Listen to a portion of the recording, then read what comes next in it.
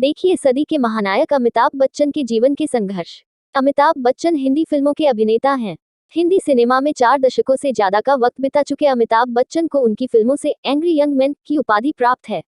वे Hindi cinema के सबसे बड़े और सबसे प्रभावशाली अभिनेता माने जाते हैं। उन्हें लोग सदी के महानायक के तौर पर भी जानते हैं और प्यार से बिग बी, शहंशाह भी कहते हैं। अमिताभ बच्चन का जन्म उत्तर प्रदेश के इलाहाबाद जिले में हुआ था। उनके पिता का नाम हरिवंश राय बच्चन था। उनके पिता हिंदी जगत के मशहूर कवि रहे हैं। उनकी मां का नाम तेजी बच्चन था। उनके एक छोटे भाई भी हैं जिनका नाम अजिताभ है। अमिताभ का नाम पहले इनकलाब रखा गया था, लेकिन उनके पिता के साथी रहे कवि सुमित्रानंदन पंत के कहने पर उनका नाम अमिताभ रखा गया। पढ़ाई। अमिताभ बच्चन शेरवुड कॉलेज, नैनीताल के छात्र रहे हैं। इसके बाद की पढ़ाई उन्होंने दिल्ली विश्वविद्यालय के किरोरीमल कॉलेज से की थी। पढ़ाई में भी वे काफी अव्वल थे और कक्षा के अच्छे छात्रों में उनकी गिनती होती थी। कहीं ना कहीं ये गुण उनके पिताजी से ही आए थे, क्योंकि वे भी जाने माने कवि रहे थे। शादी। अमिताभ बच्चन की शादी जया बच्चन से हुई, जिनसे उन्हें 2 बच्चे हैं। अभिषेक बच्चन उनके सुपुत्र हैं और श्वेता नंदा उनकी सुपुत्री हैं। रेखा से उनके अफेयर की चर्चा भी खूब हुई और लोगों के गॉसिप का विषय बनी।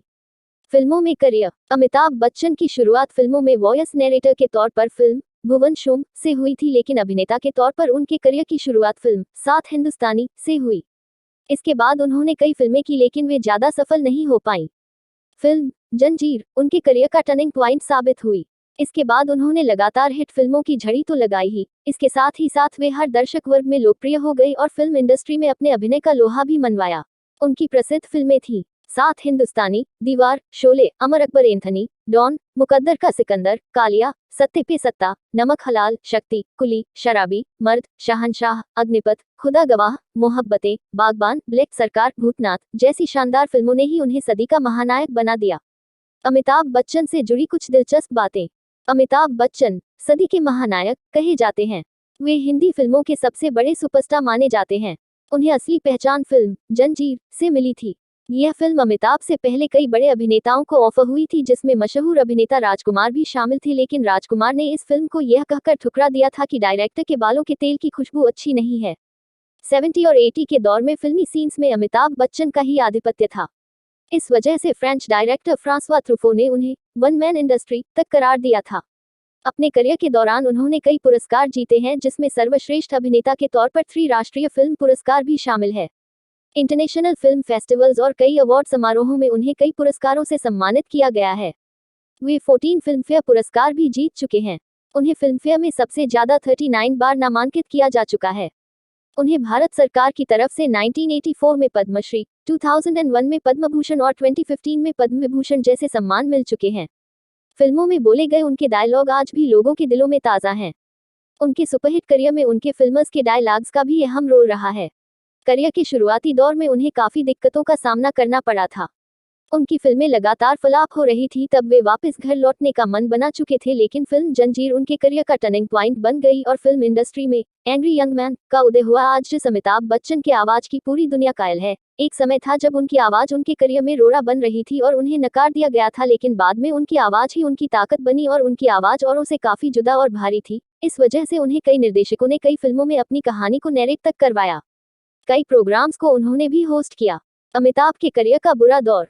उनकी फिल्में अच्छा बिजनेस कर रही थी कि अचानक द 26 जुलाई 1982 को कुली फिल्म की शूटिंग के दौरान उन्हें गंभीर चोट लगी गई। दरअसल फिल्म के एक एक्शन दृश्य में अभिनेता पुनीत इस्सर को अमिताभ को मुक्का मारना था और उन्हें मेज से टकराकर जमीन पर गिरना था, लेकिन जैसे ही वे मेज की तरफ कूदे, मेज का कोना उनके आंतों में लग गया, जिसकी वजह से उनका काफी खून बह गया और स्थिति इतनी गंभीर हो गई कि ऐसा लगने लगा कि वे मौत के करीब हैं, लेकिन लोगों की दुआओं की वजह से वे ठीक हो गए।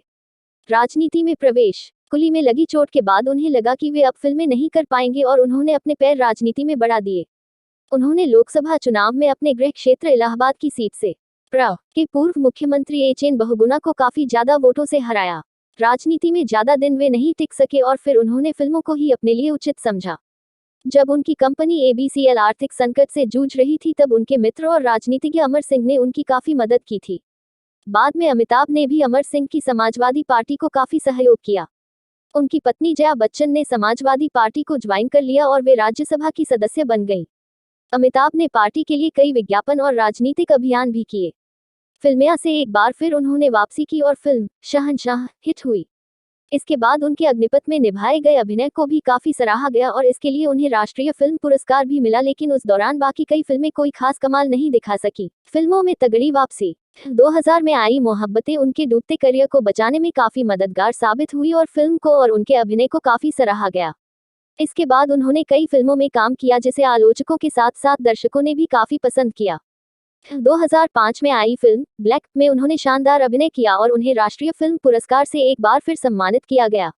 फिल्म पा में उन्होंने अपने बेटे अभिषेक बच्चन के ही बेटे का किरदार निभाया। फिल्म को काफी पसंद किया गया और एक बार फिर उन्हें राष्ट्रीय फिल्म पुरस्कार से नवाजा गया। वे काफी लंबे समय से गुजरात पर्यटन के ब्रांड एम्बेसडर भी हैं। उन्होंने टीवी की दुनिया में भी बुलंदियों के झंडे गाड़े हैं और उनके द्वारा होस्ट किया गया केबीसी बहुत पॉपुलर हुआ। इसने टीआरपी के सारे रिकॉर्ड तोड़ दिए और इस प्रोग्राम के जरिए कई लोग करोड़पति बने। सामाजिक कार्यों में आगे, इन सब के इत्र अमिताभ बच्चन लोगों की मदद के लिए भी हमेशा आगे खड़े रहते हैं। वे सामाजिक कार्यों में काफी आगे रहते हैं। कर्ज में डूबे आंध्र प्रदेश के 40 किसानों को अमिताभ ने 11 लाख रुपए की मदद की। ऐसे ही विदर्भ के किसानों की भी उन्होंने 30 लाख रुपए की मदद की। इसके अलावा और भी कई ऐसे मौके रहे हैं जिसमें अमिताभ ने दरियादिली दिखाई है और लोगों की मदद की है। जून 2000 में वे पहले ऐसे एशिया के व्यक्ति थे जिनकी लंदन के मैडम तुसाद संग्रहालय में वैक्स की मूर्ति स्थापित गई थी। उनके ऊपर कई किताबें भी लिखी जा चुकी हैं। वे शुद्ध शाकाहारी हैं और 2012 में पेटा इंडिया द्वारा उन्हें हॉटेस्ट वेजिटेरियन करार दिया गया। पेटा एशिया द्वारा कराए गए एक कॉन्टेस्ट पोल में एशिया के सेक्सिएस्ट वेजिटेरियन का टाइटल भी उन्होंने जीता। टेक्नोलॉजी के दौर में भी सबसे एक्टिव बच्चन। आज का दौर सोशल मीडिया का है। खबरें पल पल में इंटरनेट पर अपलोड होती रहती हैं। ऐसे में हमारे बिग बी कहाँ पीछे रहने वाले हैं। वे भी फेसबुक, ट्विटर का जमकर इस्तेमाल करते हैं और यही कारण है कि दोनों सोशल नेटवर्किंग साइट्स पर उनके फैंस की संख्या लाखों करोड़ों में है। वे अपने प्रशंसकों को कभी नहीं निराश करते हैं और पल पल की घटनाओं को वे इन माध्यमों के जरिए शेयर करते हैं।